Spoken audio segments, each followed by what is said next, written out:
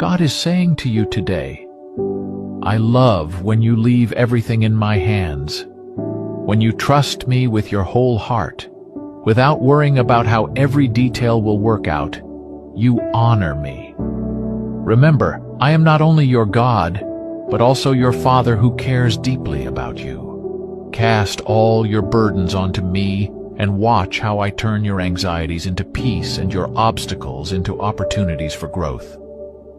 Trust in my timing, for my plans for you are perfect, and they unfold in the most wonderful ways. Let go, and let me lead you to paths filled with blessings and glory. Do not fear the unknown, for I am the light that illuminates your path, the strength in your step, and the peace in your heart.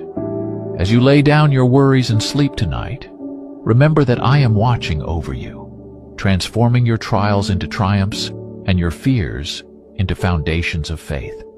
You are never alone, for my love surrounds you like a shield. Trust in me, and I will make your paths straight. If you received this message, comment "God is love" and share it with a friend. God bless.